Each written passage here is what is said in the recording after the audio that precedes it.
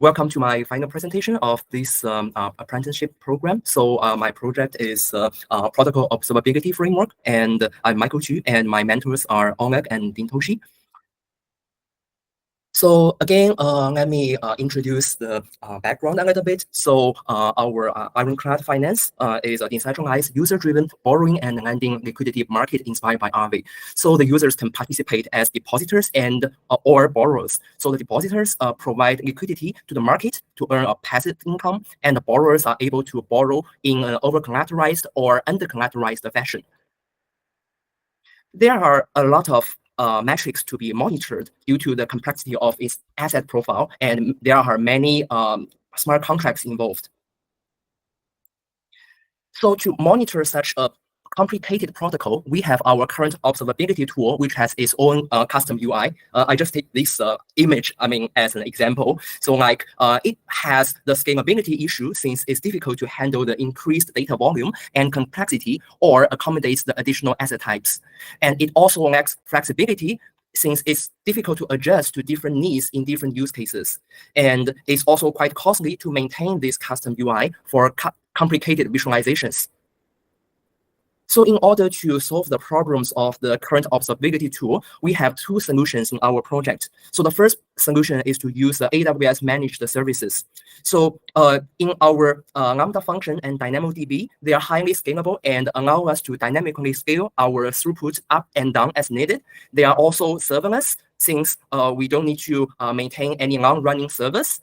And these services are using the pay-as-you-go model, so there is no upfront cost. And actually, our current usage of the Lambda function and the DynamoDB are still within the free tier. And the CloudWatch has a powerful log and metrics management system with minimum operational burden. And it also offers standardized dashboards with rich visualization choices, which are also very flexible. And our EventBridge also provides automated time-based event triggering mechanisms. And CloudWatch has also a smart alert system with machine learning algorithms to determine the thresholds dynamically. And AWS also offers the easy integration with multiple delivery protocols, such as the email and HTTP endpoints, the mobile notifications using the SNS, the simple notification services, and the IAM, which is the AWS Identity and Access Management, also provides the fully managed role policy-based access control with minimum administrative tasks, and IAM is also free to use. The second solution is to leverage the infrastructure as code technology to automate the deployment process. As we know, it's very time-consuming and error-prone to deploy the complicated infrastructure by manually inputting the configurations in CLI or GUI. And of course, AWS has its own native IAC tool called CloudFormation to provision the AWS infrastructure programmatically. But we choose Terraform, developed by HashiCorp in our project because it's cloud agnostic. So this is the architecture of my project. Basically, our observability framework is deployed on AWS, which has three main parts. The first part on the top is the data fetcher. It uses a Lambda function to fetch the raw transfer events and receive the state variables from our smart contracts. And our Lambda function is triggered by CloudWatch events scheduled every 15 minutes, and the retrieved data is logged and published as custom metrics in CloudWatch. The second part on the bottom left corner is the CloudWatch monitoring part. So it receives output from the Lambda function and records the output in the logs and the state variables as the metrics. And additional alarming mechanisms are defined on top of the metrics. The metrics and the alarms are visualized in the dashboards. The third part on the bottom right corner is the anomaly notification part. So once the alarm is triggered, it notifies the SNS topics, which sends the email to our users. And the alarm also sends an event to the Lambda function, which retrieves the transaction URL, which sends another email to our user for further actions. So I'm going to go over more details in the next few slides. So our CI/CD pipeline is implemented in the YAML workflow, which is executed on the GitHub Actions. So this is basically our CI pipeline. Our original TS code is checked by the actional ESLint built into the equivalent JavaScript code, and the JavaScript source code together with its dependencies are zipped as part of the Lambda function. And the TF code is actually checked by a Terraform plugin called TF-lint and validated by the Terraform core. And then it comes to our CD pipeline. The Terraform core deploys our infrastructure resources to AWS. So the Terraform tracks the infrastructure states and modify the configurations as needed. So let's dive deep into each part of this framework. So the first part is the data fetcher. Our Lambda function fetches the raw transfer events and retrieves and computes the state variables such as the revenue, the TVL, the deposit, debt, and TMS, total market size. And our Lambda function is actually triggered by the time-based events scheduled in EventBridge. So once it's triggered, it dynamically goes over all asset types within our Ironclad protocol data provider smart contract. So it interacts with the smart contract and sends the output to logs and publishes the values to our metrics. So this is the example of all the triggers. So this is a trigger for the revenue, the trigger for TVL, for debts, for deposit, for raw events, and for TMS. And we can see the scheduled rate is every 15 minutes. And the block number of each query is persisted and updated in DynamoDB database so that our subsequent queries will not overlap with each other. Then the second part is the CloudWatch monitoring part, which is a very powerful monitoring platform managed by AWS. Currently, we use the logs, the metrics, alarms, and dashboards features of CloudWatch as illustrated here. So the current CloudWatch logs actually record each evocation of our Lambda function and its output during execution with the corresponding timestamp. So it's able to locate each event by filtering its stream ID and request ID. For example, in this screenshot, we can see that these are a few recent invocations and the invocations with the most expensive costs. And if we want to figure out a particular invocation, we can actually filter that by the log stream so that we can locate the log events by using the filter in the cloud stream. Then we can see all the outputs of this request ID. This is very useful for debugging and troubleshooting. In terms of the metric, as I mentioned, the Lambda function publishes the state variables of our DeFi protocol. Revenue, deposits, debt, TVL, TMS are published to CloudWatch as custom metrics. So currently, the metrics contain all asset types within Ironclad's profile of all these assets, as you see here, and also additional total metric, which sums up the values of all the asset types based on their real-time USD prices from our Oracle. So it can be also easily monitored and visualized in the graphs, as we can see from here. This screenshot shows the trend of the USDC and USDT revenue in the latest 3 days. We can also do many other visualizations, and it's very flexible. As for the alarms, we added the TVL and the TMS as the alarms, and it also supports all the asset types and an additional total metric based on the real-time prices from the Oracle. So the threshold of the alarms is actually dynamically determined by the machine learning mechanisms based on the trends and the patterns of the past data. So as we can see in these screenshots, there is a sudden drop of the TVL of our WE. So it will trigger the alarm, and it's going to send the notification to the SNS topic and also trigger the Lambda function. And last but not least feature in the CloudWatch is the dashboard. It actually has a visualization for each asset type, USDT, and all the asset types plus the total for all the revenue, TVL, deposits, debts, and TMS. It can show all the metrics in terms of the time series or the single value. So it has very rich choices of visualizations. And the metrics can also be verified by DeFi Llama. So I checked with the total TVL and the total depth. It matches the values showing in the DeFi llama. And the last part is the anomaly notification part. So to enable this feature, the user first has to subscribe our SNS, the simple notification service, the topic in this framework. So basically, SNS is a publish subscribe messaging model, allowing scalable and reliable communication between decoupled services.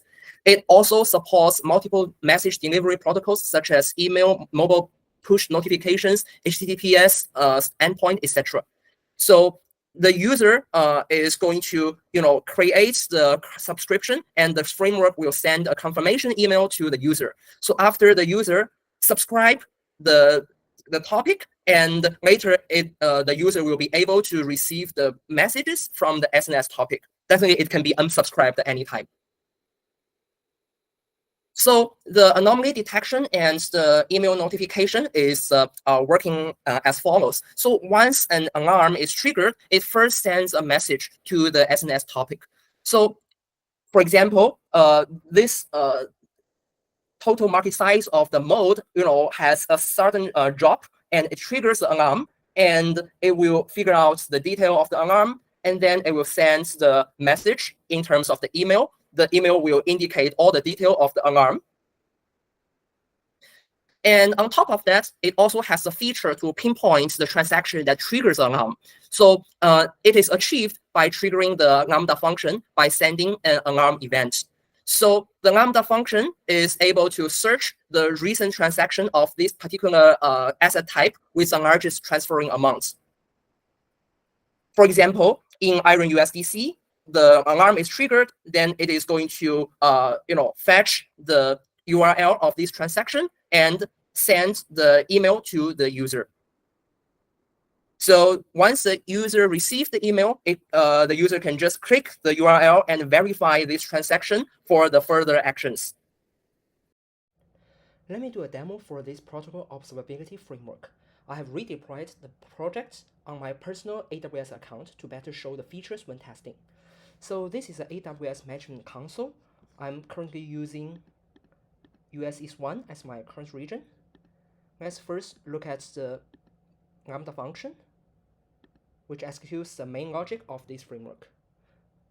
So as we can see from here, I have defined 6 triggers that invokes this Lambda function to fetch the deposits, raw transfer events, depth, TVL, TMS, and revenue respectively. If I expand the details from here, we can see that each trigger is scheduled every hour, which means every hour this trigger is going to invoke this Lambda function to run the particular logic to fetch the event or the corresponding state variables. Let's take a look at the Monitor tab, where we can see the CloudWatch logs of recent invocations and most expensive invocations. So we can see the invocation timestamp, request ID, log stream, duration, and build duration. So for each entry, we can expand it to see the summary. And we can also take a look at the details by clicking the log stream, which directs us to the log events. So here, this is the output of the Lambda function during the execution. So this is to interact with the USDC smart contract, USDT smart contract, retrieve the state variables, which is the deposits, and publish it to the CloudWatch metrics. So it go over all the asset type in our protocol. So all the logs are included in the log group. So we can find all the streams from here, and we can look for a particular log by using the filter. Let's take a look at the metrics here. So we have published the depth, deposits, revenue, TMS, and TVL as the metrics. So let's take a look at each dimension which has 10 metrics, which has 9 different asset types, and the total one, which sum up all the assets based on the real-time USD price from the Oracle. So let's take a look at maybe the USDC. So this is a trend of the latest 3 hours, 12 hours, 1 day, 3 days, and 1 week. We can also show 2 different metrics in one graph to show the comparison. So this visualization is, very flexible. We can do all these combination as we want.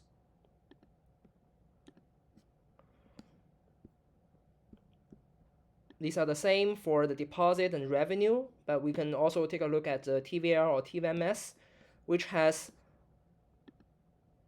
both the metric value and the expected ranges, which is calculated by the anomaly detection model by the machine learning algorithms provided by the AWS. So the changes are quite smooth, so it is always within the band, which is for the OK status. Let's take a look at the dashboards.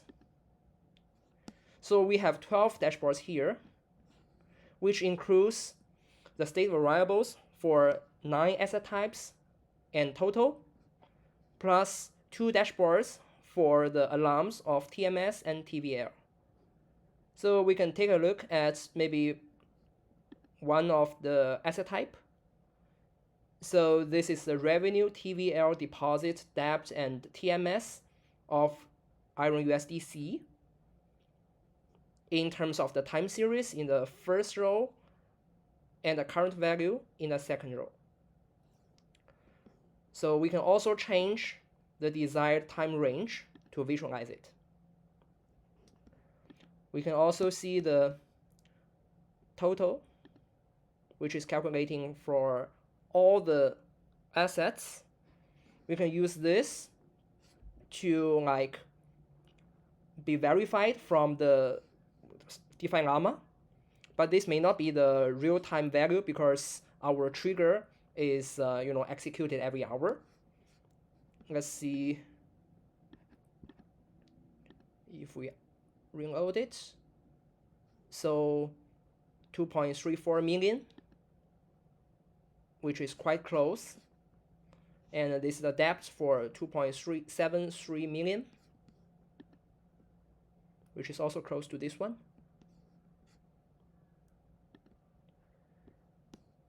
We can also take a look at the dashboard for the alarms. So this is a TVL for all the asset types. The changes are quite smooth. So they are all within the OK status.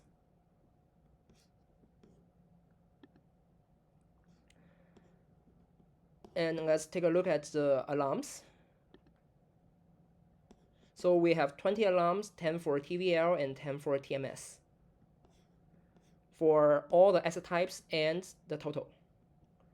So maybe we can take a look at maybe one of them, USDT, the tether. So it shows the alarm for the total market size.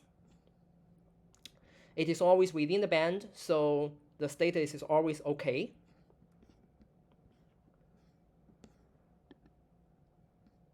So these are the actions defined here. So if the status changes from OK to alarm, then it is going to invoke this Lambda function and also send a message to the SNS topic. So let's take a look at the SNS, maybe from this window.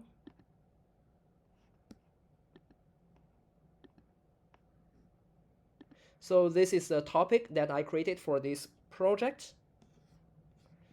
So this is a subscription. It has my email address. I have already confirmed this subscription. It means if there is any notification sent to this SNS topic, I'm going to receive the email. So in order to show the email notification feature, I'm going to create a false alarm to trigger this mechanism so that we can see how it works. Let's take a look at the code base. And this is a definition of the threshold of all the different asset types based on their market size. But basically 2 to 3 times of the standard variables are acceptable for the alarm in a production environment. In order to create a false alarm, I'm going to narrow down the band. So I'm going to reduce the threshold. Maybe for like USDT, instead of 2, I'm going to make it like 0.01, which should be very narrow, and apply it.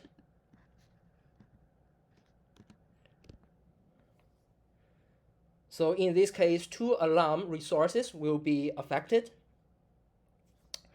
One is for the USDT TVL. The other is USDT TMS. That's correct. Let's go back to the console. CloudWatch. So as we can see, the USDT is already in alarm, right? Because we reduced the threshold from 2 to 0.01. Let's take a look at this. So now you can see the band has been very, very narrow. So definitely it is out of the band. So what happens is, like 1 minute ago, I updated the configuration, and then it triggers an alarm. So the status changes from OK to alarm. Then it executes the Lambda function and also sends the message to the SNS topic. So let's go back to my email address. Okay, actually, I think 2 alarms are triggered, right? So just now we have changed the threshold for the TMS and TVL for USDT, right? So each alarm is going to perform 2 actions.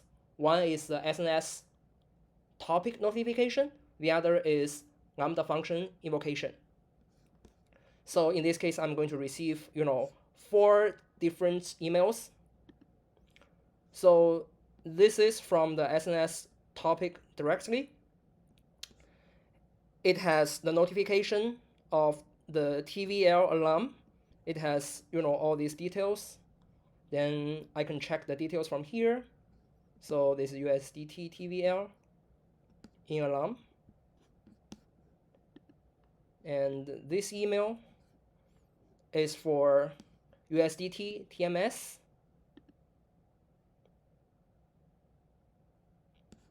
We can also see, it's alarm from here. And these 2 emails are actually first get from the Lambda function invocation, because it is going to compute, which is the transaction that has the largest transfer amount. Then it is going to retrieve the URL and then send the notification to the SNS topic. Then the SNS is going to send the message to us. So here it is, to retrieve the URL of the relevant transaction to pinpoint the problem. Then we can view it from the Explorer to see, what is happening, and we may take some actions. Just because, this is a false alarm, so like the amount is not very large. This is just for testing purpose, but in the real life, if it is really triggered, then it means maybe there's some problem, there are some sudden changes. So this is a demonstration. I hope you like it. Thank you so much for watching.